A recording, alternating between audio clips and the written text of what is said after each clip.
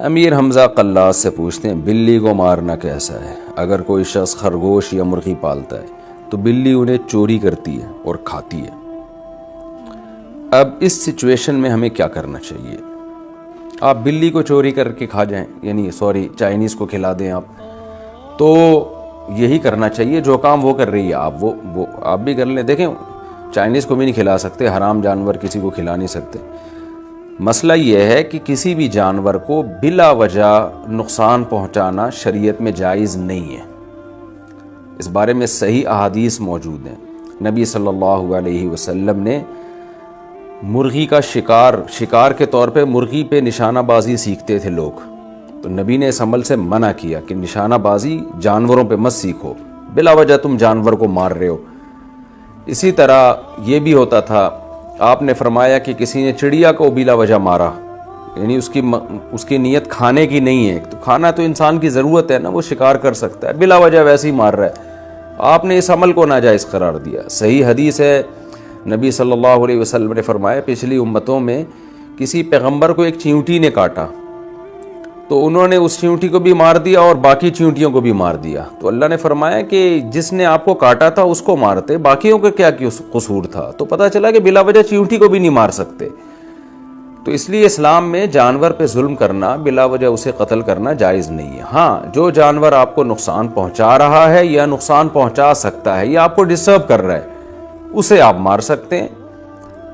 جیسے چھپکلی ایک ایسی چیز ہے جس سے انسان کو بڑی گھن آتی ہے۔ ڈاکٹر تو یہ کہتے ہیں، جو ماہر حیوانات ہیں، جو جانوروں کے ڈاکٹر ہیں، جو حیوانات کے ماہر ہیں، وہ کہتے ہیں چھپکلی کوئی نقصان دہ جانور نہیں ہے۔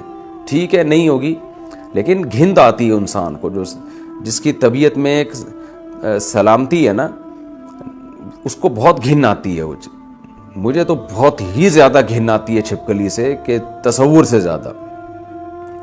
تو اب گھن آتی ہے تو گھروں میں چھپکلیاں لوگوں کے گھس رہی ہیں، تو بھائی مار سکتے ہیں آپ اس کو، کیا کہ تبھی حدیث میں آتا ہے جس نے چھپکلی کو مارا، ایک وار میں مارا تو 100 نیکیاں ملیں گی، 2 وار میں مارا تو نیکی ایک کم ہوتی چلی جائے گی۔ اس کا بھی علماء نے حکمت بیان کی ہے کہ چھپکلی کو مارنا ثواب ہے، کیونکہ یہ ایسی چیز ہے جس سے انسان کو گھن آتی ہے اور اس کی طبیعت میں انسان دشمنی بھی ہے، یعنی نقصان بھی پہنچاتی ہے۔ اب آپ دیکھیں، میں نے پرندے پالے ہوئے تھے، چھپکلی گھس کے ان کے انڈوں کو چھیڑ دیتی ہے اور وہ پرندے جو ہے نا اپنے وہ انڈے چھوڑ دیتے ہیں، تو انسان کے لیے نقصان دہ۔ نبی صلی اللہ علیہ وسلم نے فرمایا ابراہیم علیہ السلام کہ جب آگ میں ڈالا گیا تو چھپکلی پھونک مار رہی تھی، تو یہاں یہ حدیث اپنے ظاہر پہ نہیں ہے، کیونکہ اس طرح سے چھپکلیاں آگ بھڑکانے کے لیے پھونکے نہیں مارتی۔ اس حدیث کا کیا مفہوم ہے، اس بحث میں ہمیں پڑھنے کی ضرورت نہیں ہے۔ صرف اس حدیث سے یہ بتانا مقصد ہے کہ چھپکلی انسان کی دوست نہیں ہے، انسان دشمن جانور ہے۔ تو اب ڈاکٹر جو کہتے ہیں اس میں کوئی زہر نہیں ہے، کاٹنے سے کوئی نقصان نہیں ہوتا، تو دشمنی کا مطلب یہ نہیں ہوتا کہ کاٹنے سے نقصان ہو، دشمنی کا مطلب یہ کہ آپ کے کاموں میں رکاوٹ کا ذریعہ بنتی ہے وہ۔ تو آپ پرندے پالیں گے، وہاں چھپکلی تنگ کرے گی آپ کو، اور دوسری بات ویسے ہی اس سے گھن آتی ہے۔ بعض دفعہ کچن میں چھپکلیاں چھت پہ ہوتی ہیں، ایسے واقعات ہوئے ہیں کہ وہ چھت سے گری اور دودھ کی دیگچی میں ڈائریکٹ اندر، پتہ ہی نہیں چلا گھر والوں کو اس کے اندر چھپکلی، دودھ پکا کے پی گئے وہ، استغفر اللہ، بولتے ہوئے گھن آ رہی ہے۔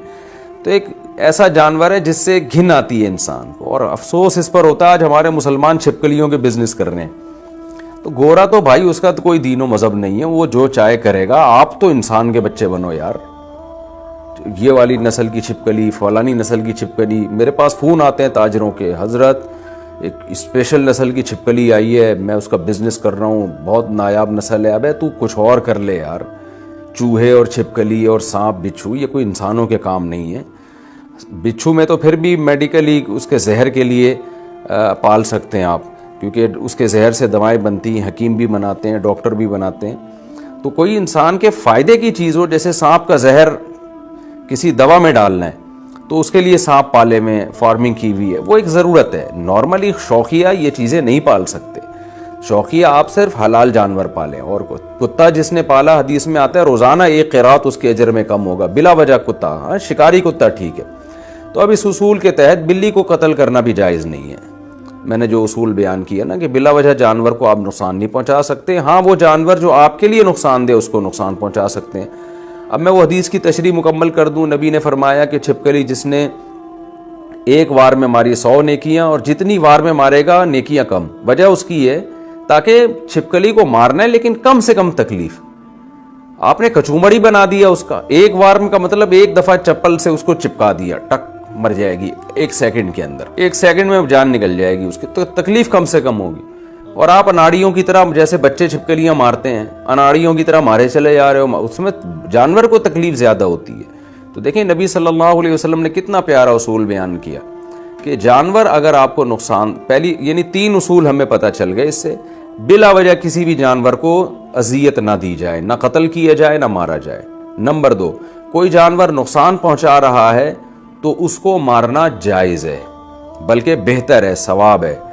تیسری بات, مارا جب جائے گا تو اس طریقے سے مارا جائے گا کہ جانور کو کم سے کم نقصان ہو, یعنی کم سے کم تکلیف ہو.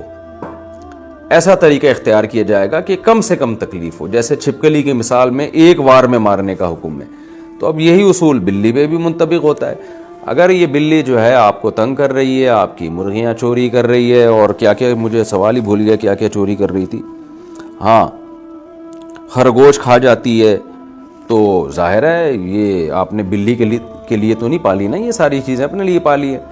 تو ایسی صورت میں پھر آپ بلی کو کھا جائیں, یعنی کھانے کا مطلب یہ نہیں کہ کھا جائیں, مار دیں آپ اس کو, لیکن مارنے کا طریقہ ایسا اختیار کریں جس میں جانور کو تکلیف کم سے کم ہو. تو ایسا طریقہ اختیار کریں, اس کو قتل کر سکتے ہیں. کوئی چھرے والی گن بھی اگر سر پہ مار دی جائے نا, فوراً مر جاتی ہے بلی اس سے. تو یا یہ بھی پاسبل نہ ہو تو پہلی بات تو دور پھینکائیں کہیں اس کو, گھر سے بہت زیادہ دور. لیکن میرا تجربہ ہے کہ بلیوں کو آپ کہیں بھی دور ڈال کر آئیں نا, وہ پھر بھی کہیں نہ کہیں سے پہنچ جاتی ہے. تو کسی بھی طریقے سے آپ جان چھڑا سکتے ہیں, مار سکتے ہیں. بہت اگر وہ کچھ نہ ہو تو پھر زہر کو جو ہے نا گوشت میں ملا کے دے دیا جائے, تو اس سے بھی وہ مر جاتی ہے وہ. فی الحال تو کتوں کو گورنمنٹ کو چاہیے کنٹرول کرے. بہت سے لوگ لنگڑے ہو چکے ہیں کراچی میں کتوں کی وجہ سے. ان کی فکر کریں, ان کو کسی طرح ان کی نسل کو کم کریں.